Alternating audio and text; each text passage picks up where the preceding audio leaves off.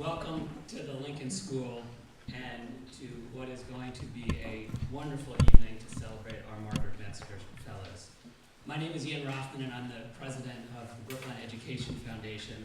And the Brookline Education Foundation could not be more thrilled to be supporting our second class of Margaret Metzger Fellows. The Margaret Metzger Fellowship honors a wonderful teacher and a longtime member of our community.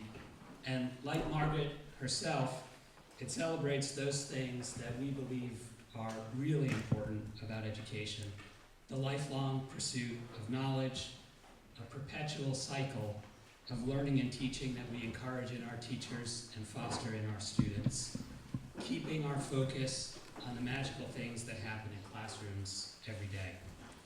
Tonight, we celebrate the classroom, and we celebrate Margaret Metzger and her life's work, which influenced and continues to influence so many. On behalf of the Brookline Education Foundation, I would like to welcome you and thank you all for joining us on this beautiful but rainy Friday night.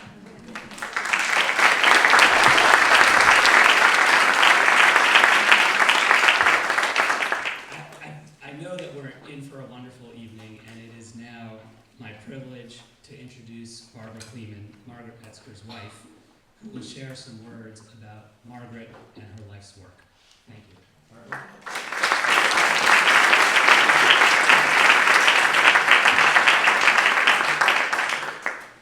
Well, it's just fantastic to see everyone here tonight. Thank you for supporting us and for coming to celebrate these wonderful teachers. Barbara. How's that? Better? How's this?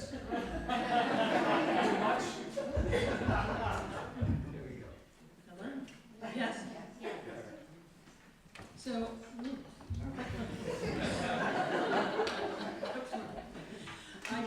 I couldn't start tonight without mentioning the presidential debate. Have we all survived? Barely. Can we imagine another time when this country so desperately needed well-informed, educated citizens?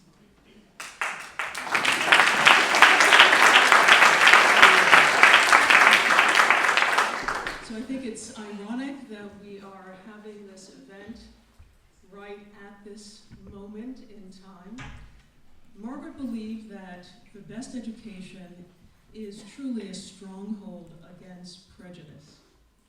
Not only does it expand knowledge about the world, but also knowledge about oneself and respect for others. She was fervently committed to this. Respect for dialogue and civil discourse, and this applies to all of us at all ends of the political spectrum.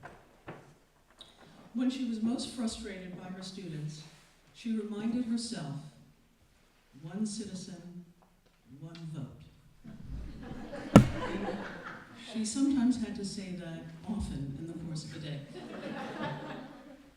We should think of good teaching as a political act. Margaret did. And for those of you who didn't have the pleasure of knowing Margaret, she never thought small. The mission of the Margaret Metzger Fellowship is unique. We ask teachers to step back from their daily work, come out of the classroom, and write about their professional hopes and challenges. This isn't easy, and it doesn't happen often. The people on this stage courageously accepted our invitation, and tonight's tales from the classroom reflects their collective wisdom. Of course, this could not happen without your support and the guidance of John Andrews. He told me he feels a little bit like a stage mother. Over the summer, both during the workshop and beyond, John created a safe space for reflection and collaboration, where the fellows could gain insights they never even expected. Where are you? Right behind you. John? Thank you.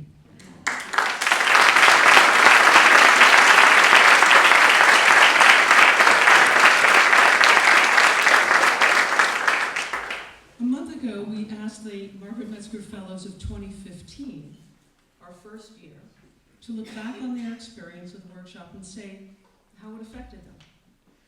One participant said, "The workshop helped me see that I'm not alone in my struggles as a teacher. At every stage in their careers, other teachers are working through similar challenges." Another commented, participating helped me see that you never master this gig. And that's the joy of it. There will always, always be something to learn. Our 2016 Metzger Fellows have chosen to share their wisdom with us tonight. I invite you to listen and learn. Thank you.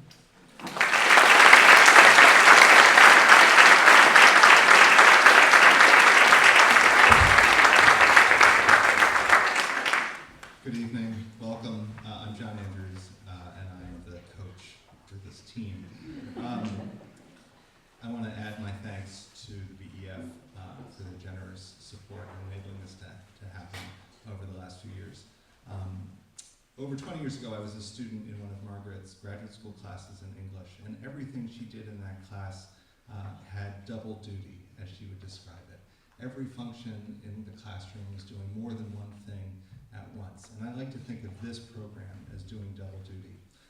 First, it gets stories about teachers out into the world.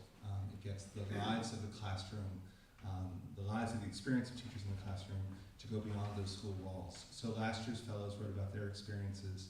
One of them sent her story to her college alumni magazine and they published that. Another passed it on to a teacher who's teaching math teachers how to become math teachers, and her story is informing. And this was Margaret's work. Margaret believed in taking her stories, her experiences, and sharing them with other teachers and beyond to let others know about the life of the classroom. So we've already started that, and I hope we can continue to do that. Maybe getting a book deal out of all this with all of these together. That's the long-term goal. But at the same time, as it's doing that important work of sharing what it's like in the classroom to people who may not know, it is important professional development for the people who are participating in it. And the teachers who go through this build a community together where they can think and grow and learn through writing, through the act of writing, that we learn better as we write and think about what we want to say and how we're going to say it. And so I like to think of the double duty of this and think of Margaret and how she would appreciate that. Great. So I get the pleasure of introducing these folks. And first up is Malcolm Cawthorn, a high school social studies teacher, coach, activist, leader, and a wonderful person. Ladies and gentlemen, Malcolm Cawthorn.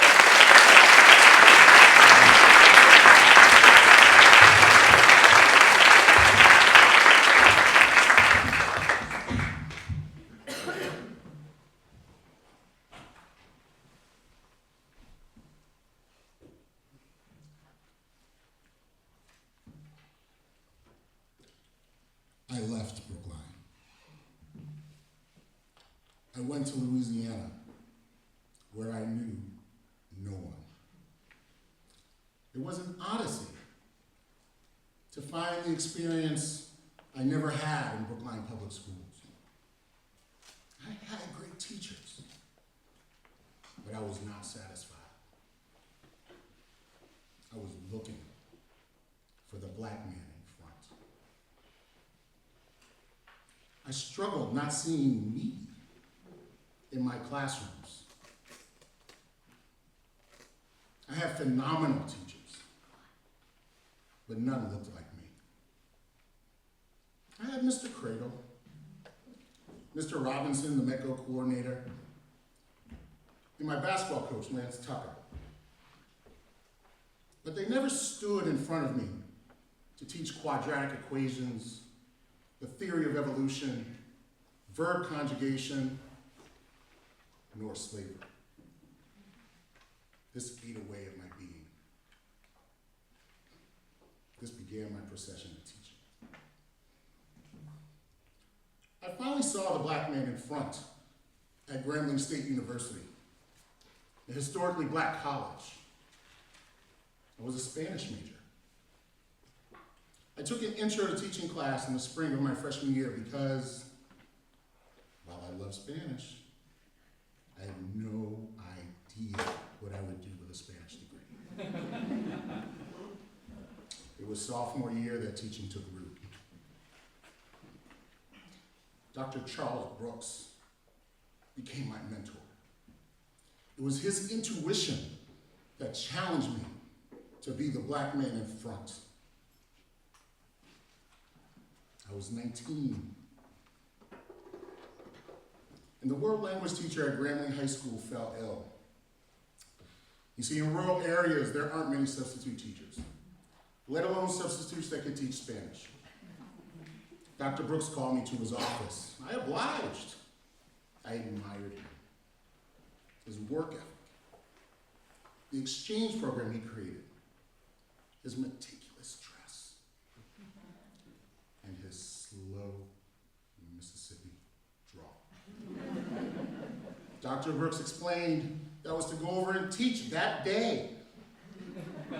Why me? With typical seriousness, he reminded me that I was a Spanish education major, and I should be excited about this opportunity. I reluctantly agreed to teach students barely younger than I. My senior year, I shadowed Dr. Brooks. He decided that I would teach a Spanish 101 class amongst the student body. Dr. Brooks gave me the textbook, his syllabus, and his tests. He would come in from time to time, but the class was mine. It wasn't the same as teaching high school, but I now had a little confidence in being the black man in front. Mostly from my short experience, but a lot from his endorsement. I fell in love with teaching. I student taught at Manual High School in Peoria, Illinois. This is a family school. My wife's grandparents, Frank and Iris, met there. The 1932 football team picture was still in a display case. I gazed at it, and I saw the name, Frankie Campbell. I immediately noticed he was the only black student on the team. Frank Campbell was the only grandfather I've known. He shared life stories with me. He too left his hometown to go to college. He attended the University of Michigan, beginning in 1933. This took a while to absorb. A black man attending college during the Great Depression. Despite graduating with a degree in education from Michigan, Mr. Campbell couldn't teach in Peoria. Colored folks couldn't teach white kids at that time, he would tell me. This was a blessing in disguise. He worked at the George Washington Carver Center with black youths on the south side of Peoria, his community. Here, he led a Boy Scout troop, took kids on camping trips, held social events, provided space for the performing arts, and coached a multitude of sports. Manual, like many city schools, had changed greatly since the 1930s. It was now almost entirely black and Latino. While the school still had strong athletics, very few students went to college for academics. And those kids were segregated into honors classes. Teaching Spanish allowed me to see all of Manual's kids, high achieving, athletic, and strong. I made connections through my identities, gender, language, race, and youth. The only other African-American males in the building were the security guard and the physical education teacher who was the assistant basketball coach. Frank Campbell had been their teacher. An alum from the same neighborhood, star athlete, college graduate, a teacher. What might that mean to this school? I thought about the impact Mr. Campbell had on hundreds of children at the Carver Center.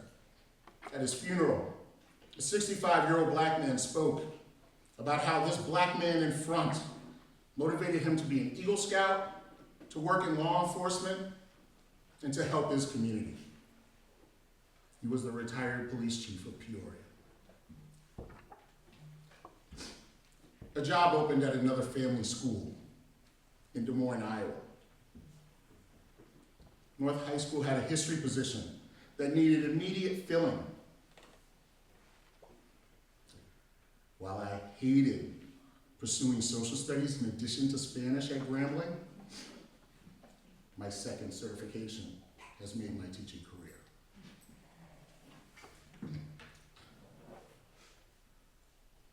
My grandmother had moved to Des Moines in 1960. Two pairs of aunts and uncles had met each other at North High School. But North had changed.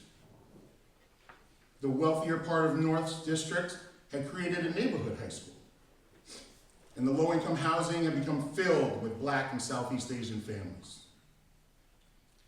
By my second year, I taught Spanish, U.S. history, African American history, and coached football. I was in close contact with about 150 students. The school had one African American woman, the librarian.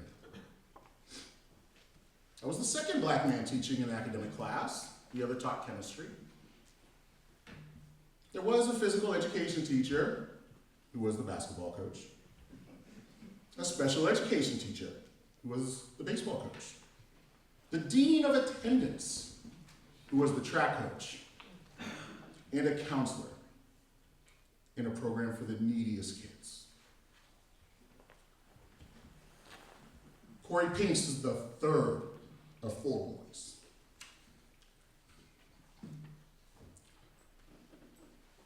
While Corey has a close family, I never met his father. Only his mother, Hazel. Corey was a sophomore in my U.S. history class. He failed the first quarter. Kept asking, "How could you fail me? You were cool." I kept explaining, "I'm not that cool." He would need to do better. Immediately worked so he could pass for the year. By the time Corey graduated, I'd worked with him in U.S. history, African American history, Spanish 1 and 2, and football. Corey joined the Marines. He then used the GI Bill to be the first in his family to graduate college. In this African American boy, I began to be the black man in front. We decided to move to Boston. This was not an easy decision. I left unsatisfied. Yet, there were professional and personal things that my family couldn't accomplish in Des Moines. Brookline High School was my first interview, and I jumped at the opportunity to teach history here. BHS was professionally different.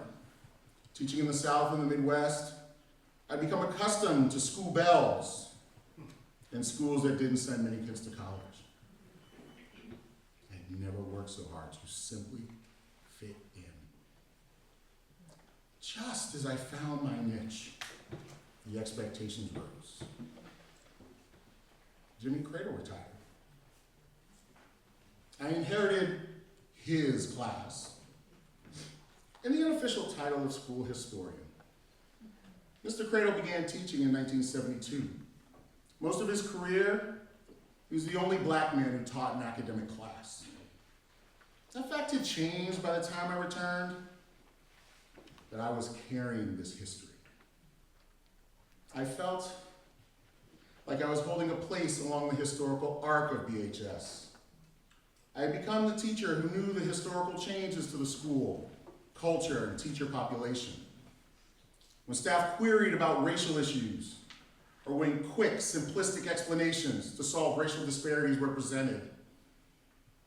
I became the teacher to explain this history at BHS. I thought this was a burden until Maddie Walker came into my class. Maddie was tough, obviously smart, and in my standard US history class. Despite her gender and her whiteness, we found commonalities between our existences at BHS. It took Maddie 5 years to graduate while dealing with the demons of her childhood. I had denied mine. Dealing with alcoholism in our families, in our teens, made our lives unstable. I had never shared this with a student until Maddie returned from hospitalization during her 4th year. I admired her for dealing with issues in real time while I was still dealing with mine. Maddie and I would talk, mostly to make sure the other was on track. Maddie brought her yearbook to show me her senior quote. "Cawthorn, you saved my life." We cried. Maddie's perseverance and strength taught me about my own. I knew what the black man in front would have meant for me. I knew what it meant in an all-black town in Louisiana. I knew what it meant to Peoria and my grandfather. I knew what it meant to Corey. But Maddie taught me that the power of teaching, something deeply rooted in my racial identity, impacts everyone. I learned how important it is to be the black man in front of every student. Thank you.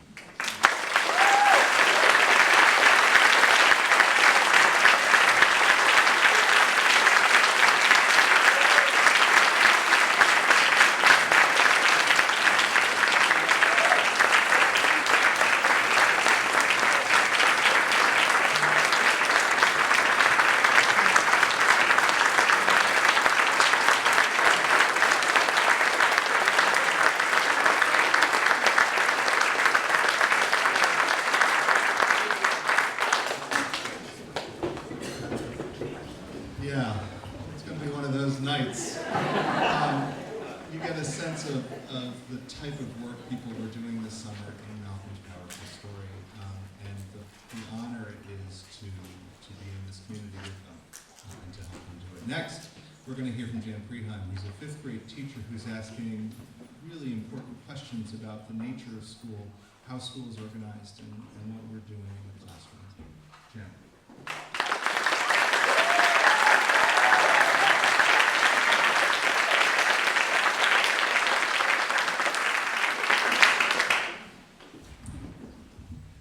How's the volume?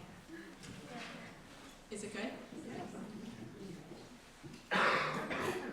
Tech culture transforms a classroom. I think of myself as an entrepreneur, running a small business of about 25 individuals in the growth industry.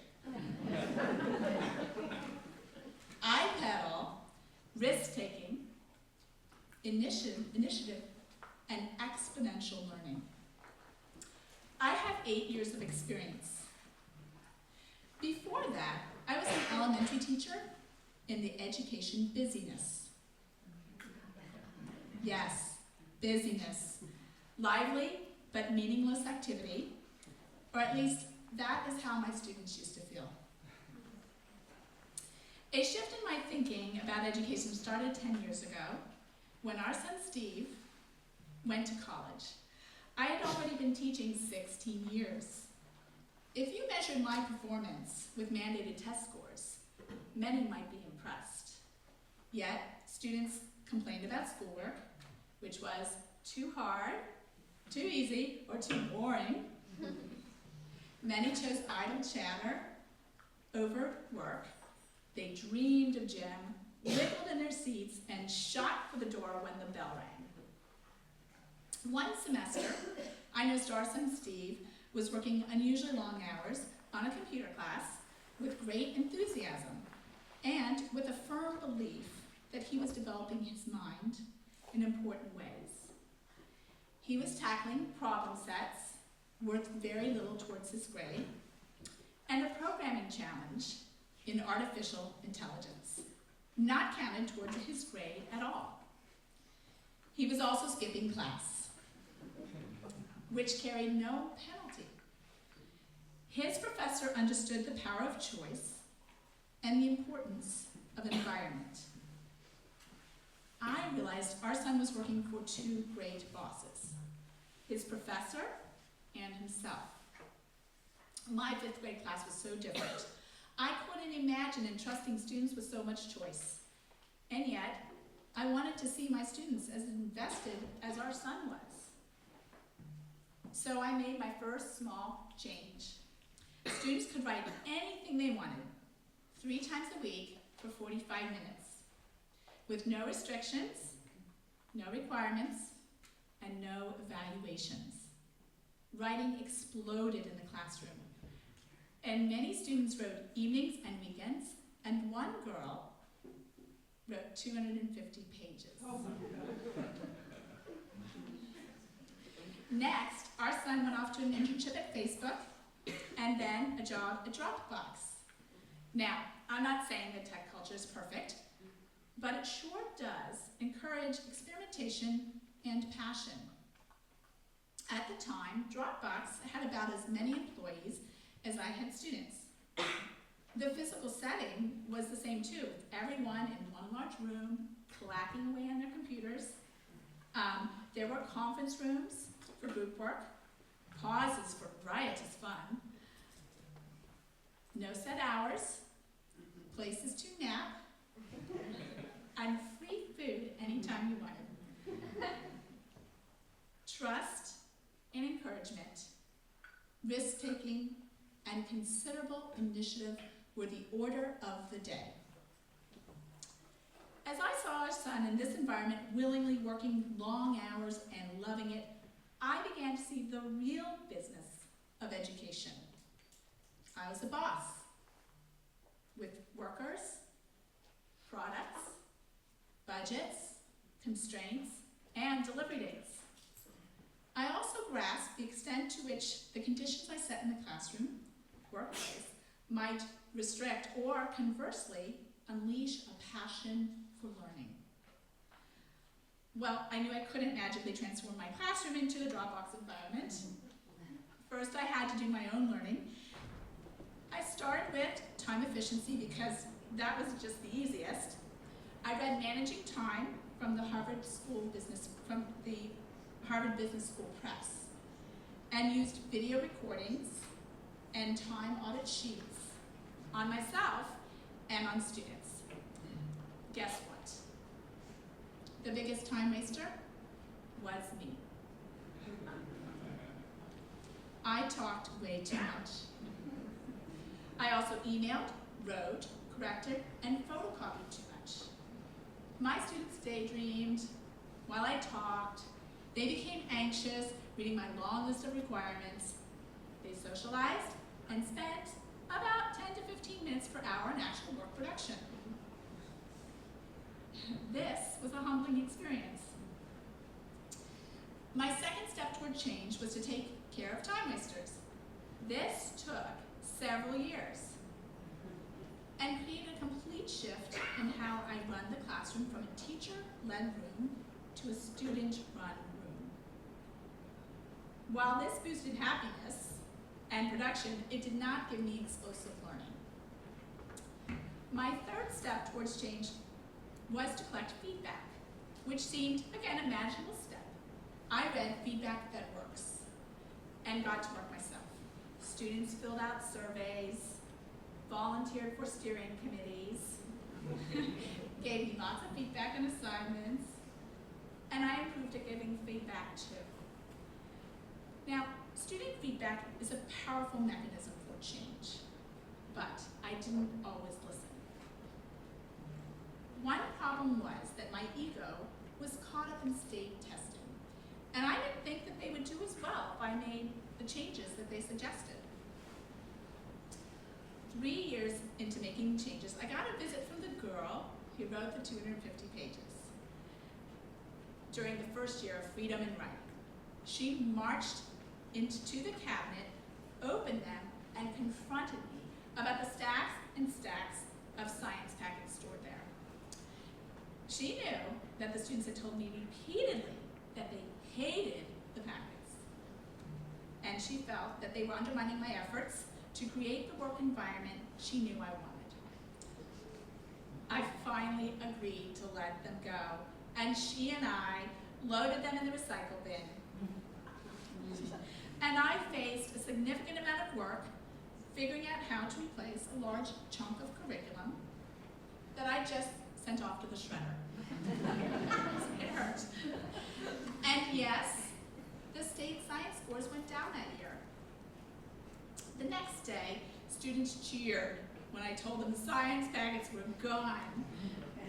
And I made a public and private commitment to listen to their feedback, to give them choice, and to make the changes I needed to make so that the only difference between my room and Dropbox was that the Dropbox cafeteria is way better.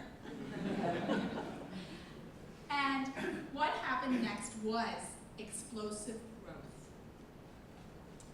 Over the next 5 years, I spent countless hours overhauling almost everything.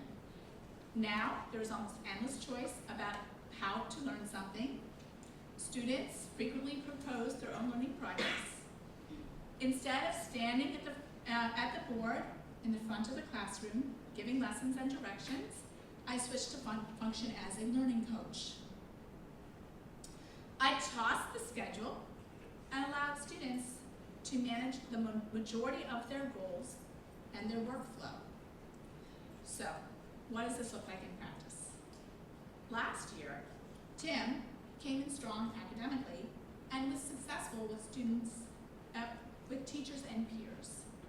So my work with him was around how to plan and choose great curriculum and master his workday. By mid-year, Tim knew when to schedule difficult tasks, when to work alone, and how to seek out a partner or form a group.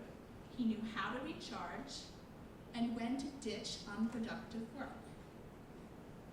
He was making great choices about what his mind needed most. My main task as his boss was to help him figure that out. Tim was also his own boss. And here's how he planned today. Tim started his day giving me and others feedback on homework. Tim knew a paper he was working on felt demanding, and he's ambitious, so he gave himself a goal to write 2 or more pages. He decided to work all morning on it, and to use different kinds of work to refresh as he tired. He read, set up a heat transfer experiment, he dreamed up the night before, and attended a teacher-led history discussion group. After each refresher, he went back to writing. After gym and lunch, he attended a lively student-run math group. Though they had the answer keys, they preferred to come to consensus about answers because they said that they learned most from multiple solutions and debate. Debating done, they chose more math problems and worked until they tired. After that, Tim joined a jazz workshop run by a volunteer. He ended his day organizing his desk and planning his homework. He saw me for a science book recommendation. There was almost never a minute when Tim wasn't absorbed in work. He chose that it was of high caliber and high interest. Tim's learning is expansive. To see Tim passionate about what he learns, working long hours for the joy of it, and capably mastering his workflow, this is what I have worked so hard for these last 8 years. 10 years ago, Tim would have been working for me and watching the clock. Tim had two great bosses, himself and me, finally wise enough to know how to trust a kid to want to learn.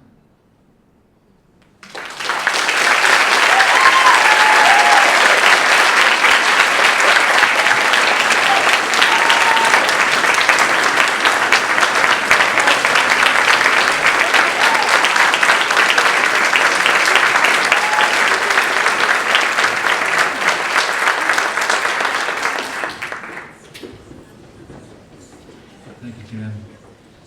It's exciting to hear the different ways we can think about the classroom and what's going on inside of it. Our next reader is Marie, who's a wonderful baker, I must say. We really benefited from some of her good works this summer, as well as her thoughtfulness and her care. So, Marie.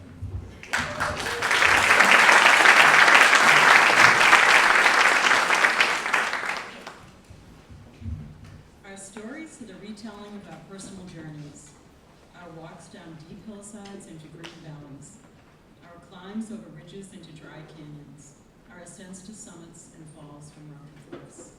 My quote is from the book Grief Dances by Susan Zimmerman. I've heard many stories during my 27 years in Brookline.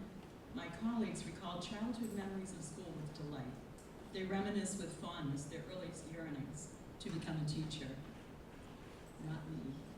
I grew up hating school. My tiny Catholic school should have been a welcome refuge from my chaotic house, where I was the youngest with 3 rowdy older brothers. But it wasn't. My school was stifling and strict. I wore a uniform and sat at a desk all day with 54 other boys and girls who looked just like me, dull beige, like the walls. Because I was quiet and painfully shy, I was invisible for most of my elementary experience. I trembled when I had to do any oral reading. I was mortified when I was asked to recite the poem, Trees by Joyce Kilmer, in front of the class in 5th grade. And if you don't know that poem, it goes, I think I shall now see a poem as lovely as a tree. Is pressed against the earth's sweet falling forest. And further along the line, upon whose bosom snow is like. Saying the words bosom and breast in front of boys was humiliating. My all-girls high school brought more of the same. More uniforms, more stagnant learning, more beige. Students were conveniently arranged in homerooms in alphabetical order by last name. I sat in the middle of the same 2 students for all 4 years. I'm not kidding. I still had trouble finding my voice. The only time I remember asserting myself was when the guidance counselor encouraged me to follow the secretarial path. And I dug my heels in and insisted on being placed in the college track because I do not like typing. My freshman year in college was a year of many transitions. I went to a public school for the first time. At UMass, I was shocked to see students smoking cigarettes during lectures. This was, we're talking the 70s. Using inappropriate language in class and even challenging what was being taught. A turning point for me occurred during English 101 with Professor James Leland Grove. He was interesting, he chose wonderful literature for us to read and discuss, and he even made exams fun. I remember one in particular that was 4 pages long. Each page was a different color and shaped like the themes of the book that we were being tested on. It was with Mr. Grove that my voice began to surface, first in my writing, and then in my oral responses. He created a safe and comfortable environment for taking risks. He listened to everyone without judgment and praised ideas that were insightful. It is no surprise that I chose English as my major and registered for every class he taught. I gobbled up the poetry of Sylvia Plath, the remarkable plays of Shakespeare, the literature of every genre. Graduation from college was bittersweet because for the first time in my life, I loved learning. I had missed a lot and had a lot of gaps to fill. After graduation, I got married and embarked on a cross-country road trip and traveled to Australia, Fiji, and New Zealand before settling down to start a family. I had a variety of full and part-time jobs. I worked for a phone company, sold furniture, and worked in a hospital emergency room. I had 3 children and started a catering business with 2 friends to have a more flexible schedule. I felt fulfilled in my family life, but my career path felt really unsatisfying and unrewarding. When my youngest child went to 1st grade, I took a job as a paraprofessional at our local middle school. I had worked for several summers at a day camp and enjoyed it a lot. I thought perhaps I would enjoy working with students in a school setting, though I still harbored unpleasant memories in my own school experience, but began thinking that I could use those memories to make me a more sensitive teacher. I worked in special education settings with learning center students, pre-vocational students, and with the most disruptive boys in the school who lived in the Responsibility Development Center. These were the students many people had given up on. They were not successful in the mainstream and spent little time outside the RDC. I worked with them one-on-one. They hated school and acted out frequently. The reasons for their problems were varied. They had learning issues, dysfunctional home lives, and depression. They were difficult, but they were smart and funny. I bonded with them. One student, Jimmy, was especially endearing. Jimmy had low self-esteem, lack of impulse control, learning issues, and lots of anger and frustration. One day, Jimmy came storming back from his mainstream class. I learned that he had lost his temper and started swearing and throwing things in class. It was decided that Jimmy was going to be suspended. Later that day, after he calmed down, I had the opportunity to talk with him. I shared that I also had been suspended in high school for drinking. He listened to my story, a story that I wasn't proud of, but it became an effective tool for having him discuss his feelings. We discussed how good people sometimes make bad choices. He trusted me and knew that I understood what he was going through. Many teachers weren't lucky enough to see Jimmy's positive qualities. I decided that it was time to get into a master's program to pursue a career in teaching. Lucky for me that I found the Brookline Leslie Collaborative and worked for 2 years as a SPED intern at Pearson Baker. I worked with extraordinary teachers who served as skilled role models. I had found my niche. Brookline was the lighthouse, and I was finding the light within me. I appreciated the diversity of students and cultures. When I was hired as a Brookline teacher, I was both frightened and exhilarated. Was I really up to the task? Could I be the teacher that I wanted to be? Would I be able to stimulate my students intellectually and foster their curiosity while being understanding, kind, and joyful? Could I love them and challenge them simultaneously? Could I help my quiet girls find their voice? I had many doubts. My life skills came in handy. ER experience was invaluable in triaging students to the nurse, nudging out loose teeth, staying calm in the face of blood, and doling out Band-Aids.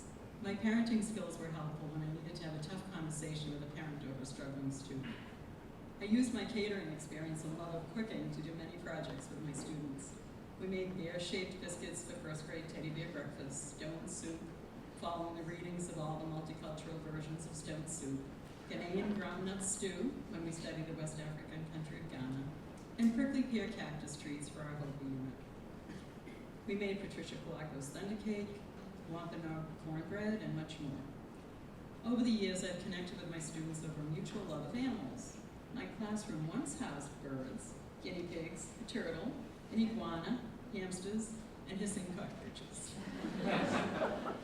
When I was teaching 1st grade, it was Max, a brilliant but quiet waif of a child with big brown eyes and a very dysfunctional family, who really spoke, but told me everything I never knew about trilobites. Do you know that trilobites are only an inch long? That they were extinct before the existence of dinosaurs? And that they are the most diverse class of extinct organisms?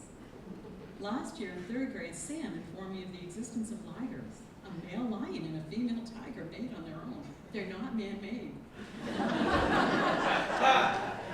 I'm constantly learning from my students, and as much as I challenge them, they challenge me. One of my favorite learning moments took place several years ago when I was teaching the 2nd grade digestion and nutrition unit. Danny was very engaged in all our activities, but wanted to know more about the spleen. I had not mentioned anything about the spleen. I tried to distract him and say we really weren't going to get into a discussion about the spleen. I didn't know anything about the spleen, but he wouldn't let it. I relented by scheduling a lunch meeting with Danny to investigate the spleen. We both learned that this is a very misunderstood and underappreciated. More importantly, Dan needed some extra teacher time to talk about other issues that were happening in his life. My teaching stories, one of highs and lows, are in the words of Susan Zimmerman, ascents to summits and falls from rocky cliffs. I became the teacher I wanted to be and created the bright classroom that I never had. I still love what I do, but schedules, time constraints, contract issues, and administrative initiatives and demands can be draining. There is less time to cook and play. More time is spent assessing students and having meaningful conversations with them. I worry that my younger colleagues will lose their passion and enthusiasm for teaching before they have a chance to experience the awesome view at the end of the climb. Our stories are the retelling of our personal journeys, but they don't define who we are. They merely help to shape us. For years I was ashamed to tell my story, but now I'm proud of it. I'm proud that I was able to turn those pages while I stood over it.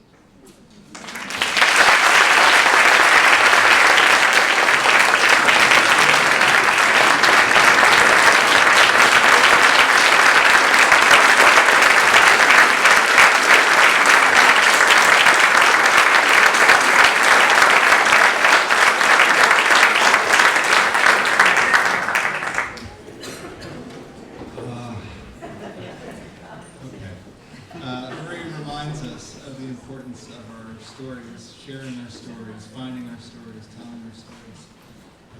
Teresa's going to remind us that there are many of us working in the schools in all sorts of classrooms, including the libraries and the offices, and there are lots of ways we're all teaching. So Teresa.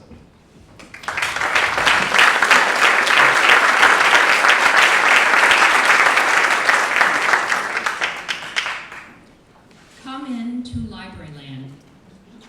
At the entrance of my library are a series of glass panels and a double glass panel door. Bella stands in front of the closed door with hands clasped and nose up to the window, intently looking in.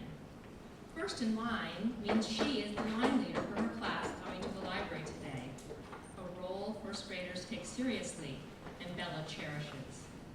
As I reach out to open the door to begin our time together in the library, Bella says in her brightest, biggest voice, "Good morning, Miss GT.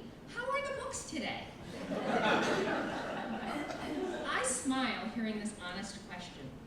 These first graders are certain that I, the librarian, have quite readily discerned how the books are feeling at this moment. And with that authority, I will tell them. Many, no matter their age, hold the notion that a librarian is a gatekeeper, the one who controls access to books and to information. This thinking is comfortable. It relinquishes control and responsibility to another, that is, to the one in charge, who holds the answers. This worked when resources, authority structures, and physical library spaces were configured differently, as during my early undergraduate years. To request some books, I filled out a little form and presented it to the librarian at the desk. She, always she, then disappeared into the caged, locked book stack to retrieve the resource that I wanted to borrow.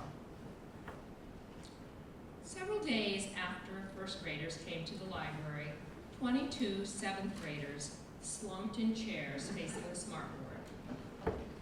I was ready, with clicker in hand, to deliver an all-encompassing start of the year PowerPoint library introduction. Seventh graders, I determined, needed to know. Can we just borrow a book? Adam loudly blurted out in the middle of my presentation. I stopped talking. PowerPoint slide number 5 of 25 hovered on the smartboard. Everyone went quiet. Book borrow? Yeah, answered Adam. Just get up and get a book we want want to read and check it out. Students adjusted straight up in their chairs, staring at me. The class continued quiet. I cautiously closed my laptop. Nervously, I announced, okay, go ahead, get a book. They bolted out of their chairs, quickly scattering among the many bookshelves. Adam changed my librarian identity in that moment. This was when that librarian gatekeeper gate notion swung right back and smacked me in the butt. Bella and those young first graders were so eager, so ready to devour the rows and rows of library books like a bag of Oreos. For the class of 7th graders, it was painfully clear to me that the prepackaged library program presentation was not at all a tasty cookie. As Adam asserted, they had their own ideas and needs. Older students had come to the library for the past 7 years. They didn't need to ask me how the books felt today. They were more than halfway through the gates of learning, acclimated to resources, able to find their own just right book. So why was I talking so much? My challenge became figuring out how to be true to student developmental needs and learning while also meeting meaningful benchmark skills for literacy and for information inquiry. I started to wonder where there might be other seemingly locked gates in the library, even though they didn't resemble those caged book stacks I experienced in college. I wanted all gates for learning in the library open to all students. More importantly, I desired all students to discover that each and every one of them was destined to become their own gatekeeper. Outside the library door and down the hall, there was quickening change. Grade sections were growing with a mixture of newly settled families, additional English language learners, and more students in classrooms with one-to-one adult aides. Academic curriculum was expanding by aligning to targeted state standards or adopting content-specific Common Core objectives. New initiatives were accelerating too.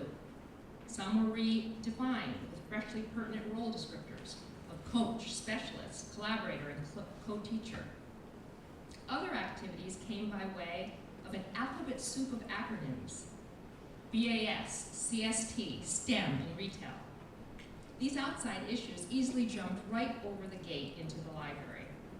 On the library inside, fitting classes into the usual 30-minute time block on a predictable schedule of days to learn a particular predetermined topic seemed only to limit other opportunities. Larger projects that sought to integrate research skills in class study on community helpers or biography had to endure a week-long gap between starting and actually doing. So students, teachers, and I began asking a lot of questions about our work together. Scheduling time in the library began to take different forms to better accommodate a variety of schedules for a variety of purposes. First graders came to expect book borrowing time to be their main goal during their weekly visit to the library. After all, it was serious work, developing their skill set to browse and find a book. Flexible time blocks on consecutive days were carved out for what those larger curriculum projects needed. Sometimes it would look like 2 back-to-back learning days in the library, 2 days of work in the classroom, and a time returning to the library for reflection. The clarity of intention and the consistency of time brought a new momentum and spirit to all of our K-8 classroom and library connections. Questions replaced lengthy lecturing PowerPoints. 7th graders now start by asking, what do I expect to be able to do and demonstrate as a library user and an information seeker by the end of 7th grade? Who am I as a reader? I meet with teacher grade level teams, and we ask similar questions. No time to waste what's working for kids. What is the one project to collaborate on to achieve library and classroom goals with students active and engaged? At Martin Sleeper Library, even the youngest students know I manage the rows and rows of books, the iPads, the desktop computers, and the Chromebooks. Tending to materials and the reading spaces is what librarians do. Yet, what I have learned anew is that this idea of librarian as gatekeeper is not to directly or subtly keep students or staff out. or to mystify book organization, or to have the final answers. Rather, I need to hold the gate open for opportunities, to ask questions, to explore, to find information, and to try new initiatives. With gentle guidance and my own inquisitiveness, I escort students through the library learning gates. They will in turn become their own gatekeepers. And that is how I teach students from kindergarten to 8th grade, and that is how I run my library. At the end of the school day, I glance around the library. There are piles of books everywhere, from book buzzing talks by students. Papers are still scattered on tables from an online scavenger hunt activity. Colorful shelf markers stick out of picture book shelves, marking the many spots students sought to find a book to borrow. The circulation desk is overflowing with books for me to check in. No one has handed me a little slip. I imagine my orderly undergraduate librarian perched on a nearby bookshelf, arms crossed, frowning at the chaos. Standing back for a moment, I smile. In my brightest, biggest voice, I say out loud, I know that the books feel just great today. After all, I am the librarian.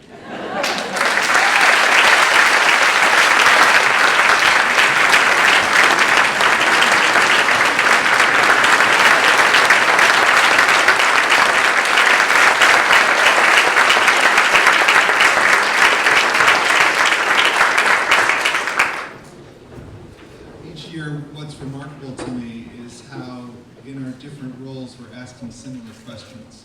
We're thinking about how our relationship to our work changes. We're thinking about how the students can take on more responsibility, how we can empower the students to do what we hope they can do. Continuing to ask questions. Here's great work.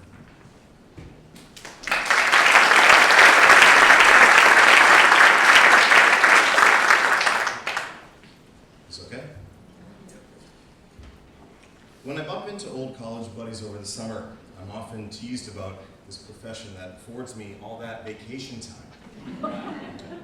Considering I only work 9 months of the year, I suppose I'm open to such ribbing. These jabs are usually followed up with something like, I'm just messing with you, I don't know how you do it, I could never be a teacher. This confusingly backhanded compliment usually annoys me, but then it sort of helps dissolve any lingering angst I might have about the year gone past. But something was different this year. This joke became an itch that I couldn't scratch. Why was I irked? Why, when playfully teased about my profession, did it feel as though a fresh wound had been opened? Why was I struggling to answer the question that was always so easy for me in the past, why I was a teacher? And I was startled to learn that I couldn't readily answer this question because doubt had crept in. But why? And so I turned to the past, as we historians tend to do, and I thought back to the beginning and how I got my first position. I thought to myself at the time that the job well is dried up. After years of exhaustion, frustration, and achievement and success, the race was lost before it was run. But an email from a former colleague came in late September. It opened a door, and a telephone interview for an 8 position led to a call about a 5th grade position, and the absolutely flew out of my mouth before I could fully process what was to come. This whirlwind continued with another interview, meeting my 5th grade colleagues, one of whom's here, meeting all of the 5th grade parents with their inquisitive looks that wondered, who is this guy? And perhaps even the thought, please not for my kid. Town Hall, Human Resources, and at 2 o'clock I was given my empty classroom. At 10 p.m., former principal Jim Swaim walked in and said, Greg, go home. You're ready, you can do this, I'll see you in the morning. I nearly set off the fire alarm at 6 a.m. And 8 a.m. was soon to follow, and I said, hello everyone, I'm Mr. Porter, welcome to 5P. And it began, and I thought, I can do this. The start was so overwhelming, so incredible, and sort of ridiculous that there was little time to stop and think. I love kids, I love working with kids, and so when I would hit a wall or a frustration, I would act. I'd climb over it, finagle a way around it, get a boost from a colleague. in order to scale it. And during those first years, this classroom became a lively, engaging, intoxicating place to be. We bridged, we laughed, we fought, we cried. We built something special, and we did it together. But there was more. There was a desire to improve my practice, and it drove me. The superhero-like teachers around me created a dynamic learning environment. And now that my head was slightly above water, so to speak, I wanted to be a bigger part of it. Teachers are lifelong students, and I embraced that concept with a full heart. It led me all around the world, and eventually around the corner to Lesley University. It's so clear in my mind, it's as if I was in class last night. And I would think to myself, what am I doing here? It's 9:30, and I'm watching 20-somethings uploading pictures onto Facebook while this professor is talking about requirements for a paper. This is going to make me a better teacher, I'd remind myself.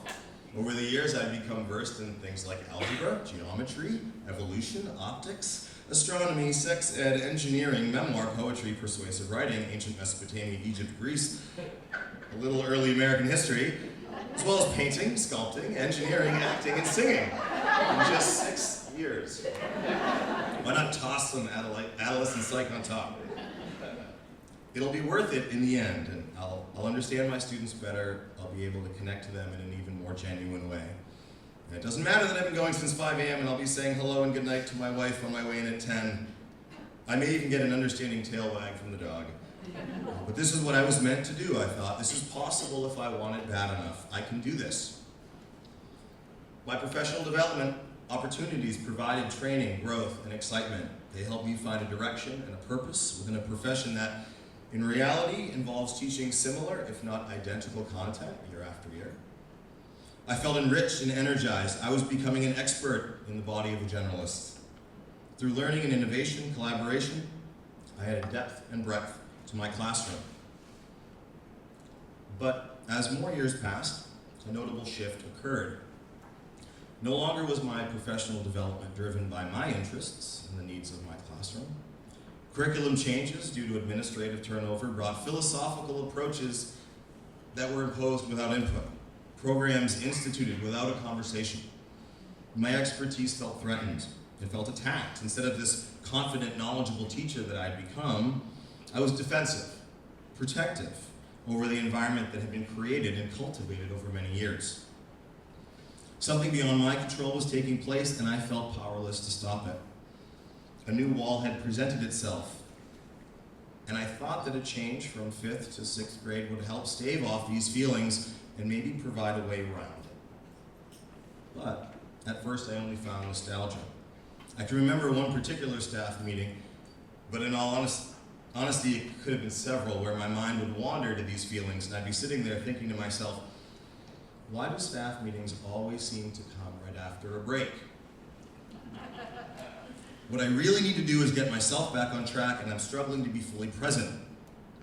While I am working with some of my former 5th grade buddies today, that's only making me pine for the old days. I fear that the change that was meant to reinvigorate my practice has had the opposite effect, professionally isolating me as the only 6th grade social studies teacher. The school-based initiative before us has real merit, and it would have been professionally stimulating to me years ago, but today all I feel is resentment.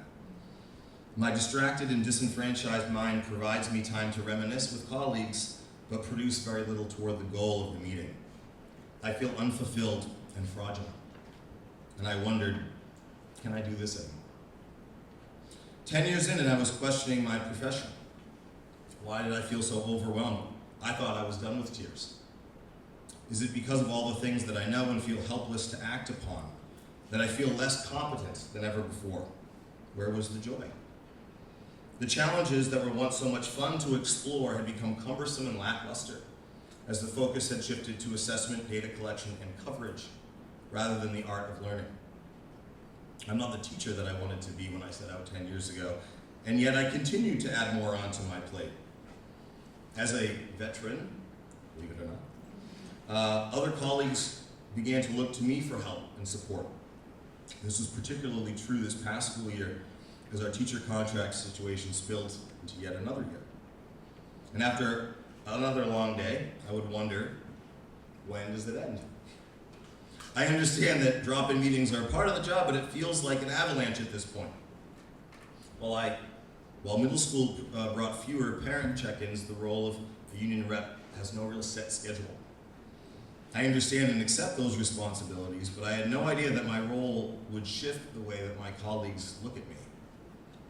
I want them to ask about the new and exciting projects that I'm doing that have taken over my classroom, but instead, if someone is to drop in, it's usually to ask about the newest union action, contract update, and potential grievance. Not that I blame them. It's the reality that we're facing. While it's critical that we as educators reclaim our profession, the reality is that many retreated within themselves and their classrooms. And I had never felt more alone. And I wasn't sure that I could keep doing this. I never before felt so ready for the year to end. I was desperate to walk out the door. I kept a stiff upper lip, soldiered on, but I limped over the finish line. When asked what I was up to for the summer, I answered curtly, nothing. No PD, no grad courses. I didn't even mention this. To myself, I answered honestly, to find joy again. To find out who I was and what I truly wanted, and if I could rediscover that, perhaps I could find my way around or over through this wall that was before me. And after the first 2 weeks of decompression, the first step toward the wall began with a Metzger workshop free writing topic. Who are your most challenging students? It's easy for teachers to name the kids that keep them up at night. The moments that drive them crazy. It might be students that never raise their hand. Poke holes in discussions just for fun. Students that eat their pencils, tear books in fits of frustration. These are all real stories. Lose their lunches, swear casually. Others that cry at their imperfections, lie about their homework, steal snacks, break desks. All real. Or tie themselves up in social angst and heartbreak. That's my seventh graders. But I can see right through that. I can see the slight yet steady progress and light bulbs turning on. I can see the student that is hiding in plain sight, beginning to share who they are. I see selflessness and friendship, kindness and creativity. I have been a part of transformative experiences and inspirational breakthroughs. And when I think back on all of this, it makes me smile. It makes me think I can do this again. This summer helped me to find my joy, and that joy is the children. They're my kids. And I'm their teacher, and we're in this together on this wild ride of learning and discovery, both of what we are and what we can be. And we will get over this wall together. By reinvesting in myself and rediscovering myself, I've rediscovered my kids. And that has been time and energy well spent. And so, as many stories do, we return to the beginning at the end, and the question of why do you want to be a teacher? But I've learned that in order to find the right answer, you have to ask the right question. And my question is, what do you love to do? And my answer is, I love to teach. I teach because I can teach. And what's more, I want to teach, and I want to keep teaching. I know this to be the truth about me, who I am, and who I want to be, and that makes me incredibly lucky. Thank you.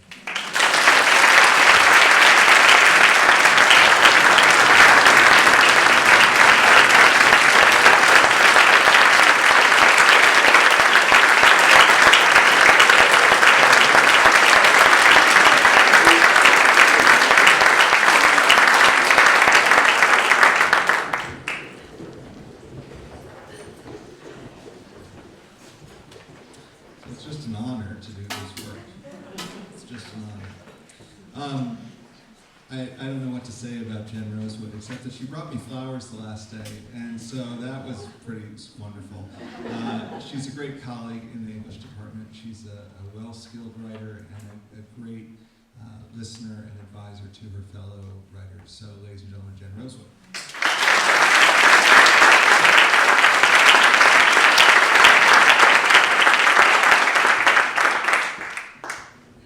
Those are some tough acts to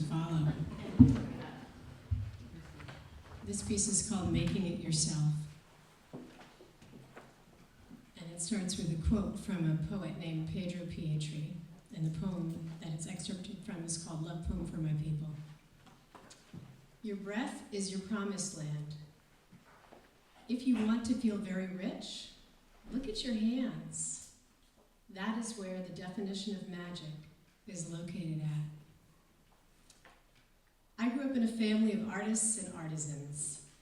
My mother is a poet, she's sitting here in the front row, my dad, and a famous local chef. My stepfather is a woodworker, painter, and drummer. My father was an accomplished guitarist. It was intimidating. Not creepy intimidating, like late night parties where erudite bohemian types got drunk and tried to feel me and my brothers up. Just plain old wholesomely intimidating. Mom was always wowing people with her poetry or the latest glowing restaurant review. My stepdad could make anything from furniture to sailboats. And my dad was highly regarded in the New York and LA jazz worlds. I became a jack of all trades to compensate. I learned to sing, draw decently, shoot and develop my own film, and attended 5 miserable years of piano lessons with a local church organist, with the only result being that I have now memorized the bass line of With or Without You by U2, which I probably could have picked out myself. The one thing I seemed to be authentically good at was acting. My breakthrough role was in The Gingerbread Man in 4th grade. This performance was given in the antiquated basement/cafeteria/auditorium of my small town grade school. Do you remember, Mom? I remember my classmates and I doing a lot of giggling and running around, not necessarily where the script called for it. Afterwards, parents unloosed us on a smorgasbord of bizarrely colored yet appealing treats like Rice Krispie bars twinkling with maraschino cherries and red velvet cake whipped up from a can of Campbell's tomato soup. I was hooked. Acting gave me an outlet as a girl and then young woman, which I couldn't find elsewhere. Interracial romance, family dysfunction, religious torment, it was all on tap in the auditorium, in plays like West Side Story, The Miracle Worker, and Jesus Christ Superstar. Here is a play to safely roleplay. Here is a space to safely roleplay the trials and tribulations of young adult and adult life. As a teenager, I relished the intense emotional bonds I formed with peers when working on a production. And by intense emotional bonds, I mean flirtation, and more flirtation. It was great. Given the joy I derived from the roller coaster ride of theatrical production, it's a small surprise, perhaps, that I chose high school teaching as a profession. Teaching and drama have so much in common. The powerful bonds of community, the exploration of provocative topics, through literature, the creation of a safe, even sacred space. And of course, flirtation, and more flirtation. Yet, I'm making it sound like an easy choice, when it wasn't. Growing up, I'd never measured up to my own expectations for myself, even though my family was very happy for me and supportive when I chose to do a graduate degree in teaching. I was torn. My program was excellent, yet my work on curriculum planning, classroom management, and understanding the myriad types of assessment felt like drudgery. Where was the creativity in teaching? Where was the artistry? I was hungry for the joy, the pride, the catharsis that comes from making something beautiful. I wanted my students to engage in that process, go on that journey, and feel those feelings. It was a question that dogged me in my early years of teaching, a question that kept demanding an answer amid the blizzard of questions every new teacher faces. So, without really knowing what I was doing, I started feeling my way towards an answer. I had students write Shakespearean sonnets in my first job out in Washington State, and assigned my 9th graders to make an illustrated booklet of their best efforts. The students had so much fun messing around with rhyme and metaphor.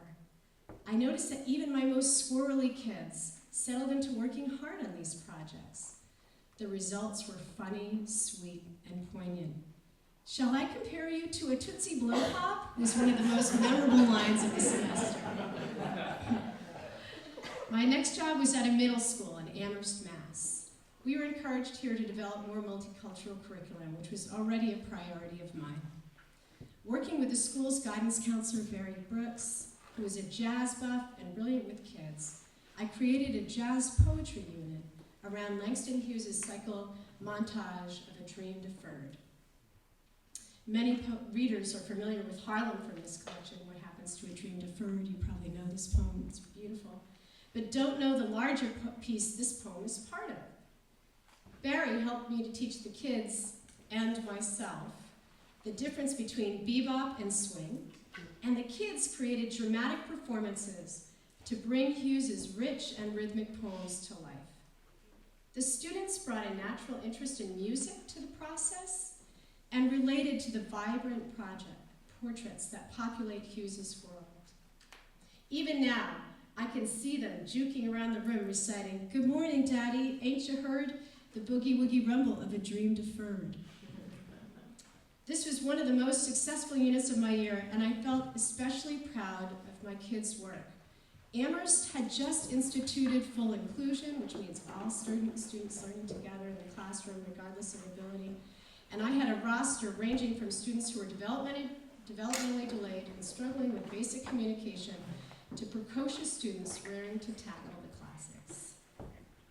When I came to Brookline, I knew for sure I wanted to keep infusing creative work into my teaching, and I now knew more fully why. The students experienced the joy and catharsis that I had hoped for, but they also learned better. When they explored great literature through drama, creative writing, or visual art, they understood it in a deeper, more multidimensional way.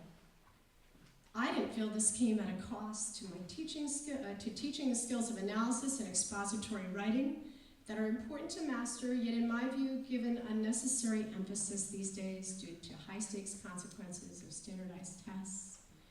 Instead, I saw and continue to see that joyful, energetic engagement with complex works of literature produces more appreciation and enthusiasm for these works, which in turn fuels stronger thinking and writing. So I continue to develop my art. 1 year early on at Brookline High, I had my students give performances from Samuel Beckett's enigmatic play, Waiting for Godot, because otherwise no one got the humor. If you know this play, you know what I'm talking about. It's a play where nothing happens twice. That's the description the critics gave of it when it came out. Kids donned bowler hats and button-down shirts, wielded carrots and picnic baskets. Suddenly, the tragicomic reality of Dee and Gogo's existentialist predicament sprang to life. And my students, who had struggled the most with articulating verbal or written responses to the play, could act the hell out of it. They got it and had us all laughing until we cried. More recently, I have assigned kids to a more intensive creative process by having them work on fictional pieces in long-term writing groups. Professional development with the Boston Writing Project helped me structure these groups, but it was the students themselves who proved what excellent work they could do within a supportive community of their peers. They took the work seriously and produced stories that have become models that I now share with students. This year I taught Max's Boy, based on Jamaica Kincaid's famous monologue, Girl, another great piece of writing, if you're looking for a good one. The kids were just as excited to discuss my former students' work as they were to probe Kincaid's provocative story. There have also been some bombs. In my first year of teaching at Brookline High School, when assigned to share a best lesson in department meeting, I brought a skit that I had my students do to prepare for reading Oedipus Rex. It was lightweight and asked the students to do little in the way of acting and almost nothing in the way of thinking. Margaret Metzger had been assigned to facilitate my group. True confession.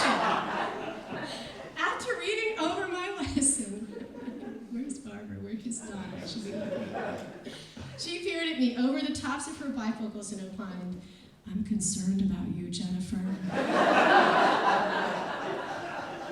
As a young and still fairly inexperienced teacher, I quaked in fear, then felt a conflicting glow of pride. Was it a good or a bad thing to have the legendary Margaret Metzger worrying over you? Just this past year, coming full circle, I again assigned my students to write sonnets, as I had 16 years ago in my first teaching job. But I threw too much at the kids and didn't give them enough time. Iambic pentameter, Shakespeare in rhyme, quatrains, extended metaphor. Kids sat outside with their notebooks in the quad, silhouetted in the soft haze of early summer, stunned by the enormity of the task before them. Only a handful of my strongest students produced finished poems, with the best being a tongue-in-cheek roast of Donald Trump. What struck me, however, was their persistence.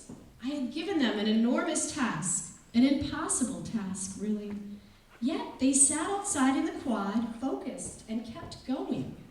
In the whole 45 minutes, most kids produced only 4 to 5 lines, not even 2 full quatrains. I remember one student in particular, a sweet and charming boy who was socially adept, yet had struggled with writing all year. He really wanted to nail this poem down. He was writing about his turtle named Yoda. I love 9th graders. But he couldn't find a metaphor to describe him. I tried really hard. Yet he didn't give up, as he might have, with a less compelling subject or a less engaging task. He was committed to making this poem, as were all the kids. Given the choice to write about someone else's writing or do their own, the answer is obvious. Students hunger to write something of their own, not just to analyze someone else's creation. The composition scholar James Moffat writes in his book, Active Voice, "Here is a great irony. We have a curriculum in which students write exposition," that means logical or analytical or straightforward prose, "but when they read literature. We should have them do both." Thank you, James. Can you imagine forcing someone to watch cooking shows all the time, but never letting them go in the kitchen and try their own recipes? Unfortunately, that is what we do all too often in English class. Assign kids great literature to read, poems, stories, and plays, and yet all too rarely do we give them the chance to write their own stories, poems, and plays. My students these days remind me of myself as a young person, bursting with creative energy, desperate for an outlet. Too often, I find that the students who are struggling with learning disabilities or who are academically at risk are often unusually artistically talented. They are visual artists, they are musicians, they are poets, cartoonists, actors. I have to ask the question, is it the students' abilities that are impaired, or is it our perceptions that are limited? Are the students failing to master the material, or are we failing to fully recognize and develop their skills? There's something deeply human about the urge to create, and children and teenagers feel that thrall keenly. They haven't had their imaginations stifled the way we adults all too often have through accident or sad design, the daily grind of work and set routines. Shouldn't we be nurturing that instinct by giving students opportunities to make art through creative writing, drawing, music, etc. on a regular basis? Shouldn't we be capitalizing on their intrinsic interest in building, inventing, and designing? Based on that first disastrous but fascinating day writing sonnets, shouldn't I have brought my students out into the quad for another day or a whole week of writing their own poetry? Obvious answer. Instead, I soldiered on with my curriculum, which, you guessed it, revolved around analyzing Shakespeare. What a lost opportunity. I have to admit, this topic is deeply personal to me. I lost my dad, the jazz guitarist, 12 years ago in a premature death brought on by depression. Despite his phenomenal talent, in the mid-90s, he left music for a business job. It was the beginning of his steepest slide in a life characterized by ups and downs. When Dad stopped playing music, something inside him died. It was heartbreaking. Perhaps if Dad had had more teachers early on who lauded his talent, something might have gone differently. Perhaps instead of believing that he had to mask who he was or how he was feeling, he could have expressed it. Perhaps instead of being a place where he was constantly deemed a failure or a troublemaker, school could have been a haven for Dad. There are many perhapses, and now is not the time to say them all, but Dad, I want you to know, tonight I'm dedicating this speech about the beauty and power of creativity to you. I'm also dedicating it to the parents who raised me, my father, my mother, and stepfather, Bro. Mom, you were a chef, poet, gardener, and so much more. Bro, you were a woodworker, drummer, illustrator, and so much more. Your commitment to pursuing art as a job, indeed as a way of life, has given me the courage to stand up on the stage today and say everything I have to say. You were the ones who gave me the okay to stay late at play practice, to say yes to that first crazy Whitney Houston solo in 8th grade. Why did you do that? Can you imagine me trying to sing Whitney? Till you let me go to a small college few had heard of halfway across the country because it had a strong arts program. So now I have an answer to my question about where to find the artistry of teaching. In fact, I've known it all along. It is in the excitement of seeing students engage deeply with literature through creative responses. It is in the pride they take in writing their own literature. It is in the wonder of discovering the talents of students who have not had enough opportunity to express them. And it is in the absolute joy of seeing all students learn, succeed, and pour their hearts into writing. Thank you.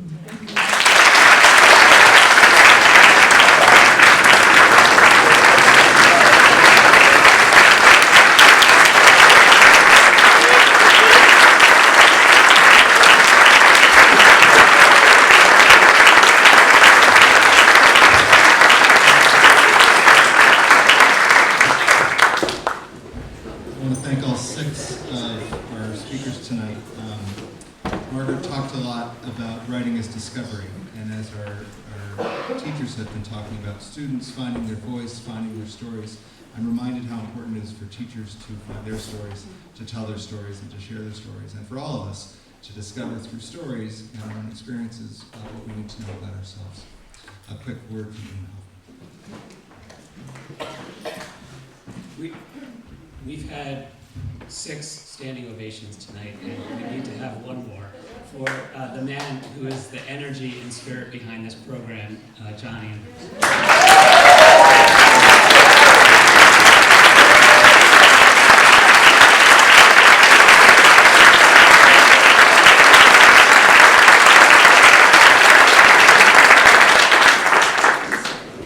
This is the second year of our Margaret Metzger Fellowship, and we would love for there to be many, many more. And it's I guess the burden falls on me to make a request of all of you. If you liked what you heard tonight, and I know I did, thank you for sharing your amazing stories with us. Please consider supporting us. You were given, when you walked in, a program at the bottom half of the perforation, which is the most important part of the program, which is our teachers' names and something about Margaret Metzger and our Metzger Fellowship.